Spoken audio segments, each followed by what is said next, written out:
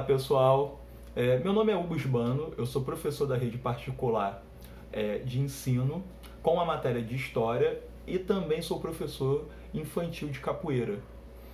E eu trabalho com algumas dinâmicas diferentes, tanto na área de História e graças ao curso que eu fiz com o mestre Ferradura que criou o IBCE, eu percebi algumas dinâmicas que podem ser usadas dentro da metodologia do Vem Brincar na Capoeira, que é o trabalho que a gente realiza, até esse que eu estou divulgando esse vídeo, que a gente conseguiu realizar algumas atividades dentro da Prefeitura do Rio.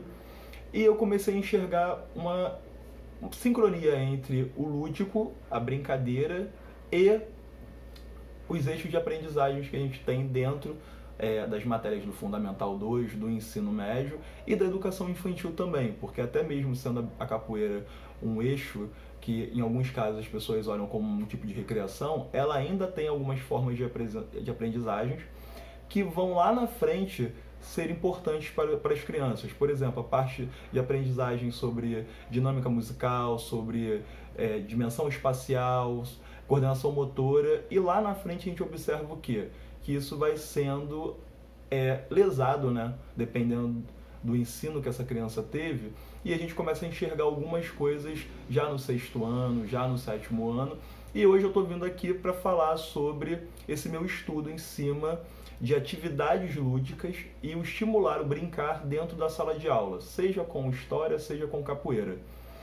Teve um tempo, eu comecei dando aula de capoeira primeiro, capoeira infantil, do maternal até o ensino fundamental 1, até o 5º ano.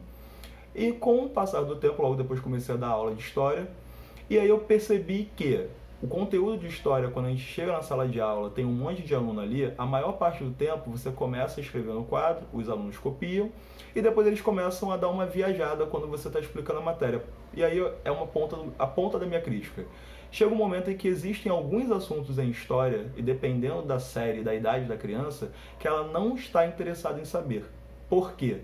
Porque não tem nenhum significado para ela, não é nada significante e não tem nenhum estímulo dentro daquele conteúdo.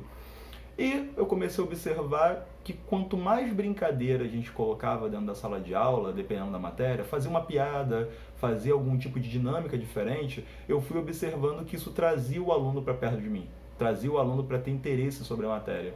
E aí um belo dia eu resolvi pensar o quê? Eu comecei a estudar pedagogia, comecei a verificar que existem alguns autores que falam sobre afeto, falam sobre a ludicidade e falam sobre o aprendizado das crianças, que é o Cunha, que seria o Saltini, e a partir disso eu comecei a tentar desenvolver o método que eu utilizo dentro do Vem Brincar na Capoeira, que é a partir do que o Ferradura ensinou pra gente, e joguei isso para dentro da sala de aula com os conteúdos de história. Então o que eu faço mais ou menos dentro da sala de aula?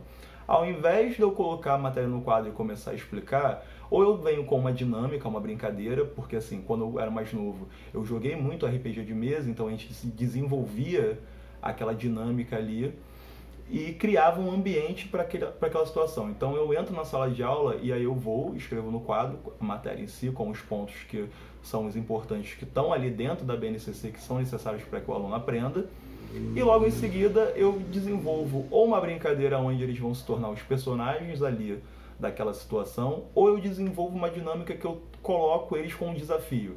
Se for do 6º, 7º ano, até o 8º ano, eu trago uma ideia de brincadeira com um pouco mais de desafio dentro da dinâmica. Se for do 9º ano em diante, eu lanço um desafio dentro dessa brincadeira, uma competição, algum tipo de atividade onde eles tenham que se organizar ali para conseguir chegar a um resultado de acordo com a matéria. Isso vai trazendo ao aluno uma facilidade de aprendizado e eu tenho um feedback muito legal com alguns alunos que já estão comigo há alguns anos, que eles sempre lembram de algum ponto da matéria a partir da brincadeira que eu lancei. E aí eu comecei a observar o quê? Quanto mais eu coloco brincadeira, quanto mais eu transformo o conteúdo em algo divertido, em algo lúdico, melhor fica a aprendizagem para os meus alunos. E até mesmo para mim, porque enquanto professor, quanto mais eu me divirto dando aquela aula, quanto mais eu vejo que os alunos estão ali interagindo comigo, melhor se torna a minha aula, porque eu estou me divertindo, estou vendo que está sendo uma receptividade muito melhor do que seria eu lá parado na frente do quadro, falando um monte de coisa, e meus alunos pensando no Free Fire, pensando na atualização do Instagram, ou qualquer outra coisa que esteja acontecendo que não seja daquele momento. E aí eu comecei a perceber isso, tanto para aula como adulto, para aula como criança, que quanto mais você traz o espírito lúdico para dentro da sala de aula, mais envolvimento essa pessoa em si, esse aluno, ele terá com esse conteúdo e mais afetado ele vai ser sobre ele. Porque, vamos lá, uma criança, quando a gente estimula ela a brincar, a gente lança uma brincadeira na aula de capoeira. Agora você vai jogar capoeira do Tiranossauro Rex. Ela não está imitando um Tiranossauro Rex, ela é o Tiranossauro Rex. Quando a gente fala, agora vamos brincar de leão, ela virou aquele leão, ela é realmente o rei da selva que está ali brincando, e todo mundo em volta dela ou é um leão também, ou está fazendo uma parte daquele mundo. Quando você já é um adolescente, mais ou menos, você busca ludicidade em outras formas. Busca no seriado, no filme, no jogo. No meu caso, que foi por um bom tempo, RPG de mesa. E quando você fica adulto, você começa a meio que ser podado nessa questão dessa ludicidade. Você começa a ter que ser uma pessoa mais adulta. E aonde que a gente busca o desafio, a ludicidade? Numa aventura, dependendo do que você seja, um esporte radical, uma trilha, alguma coisa que vai fazer com que você tenha esse espírito de desafio e que aquilo te afete. Ou seja, dentro do que eu estudei agora para a gente chegar ao final aqui da explicação, quanto mais eu busco transformar a aula em uma coisa divertida, em uma dinâmica divertida, maior vai ser a interação dos meus alunos.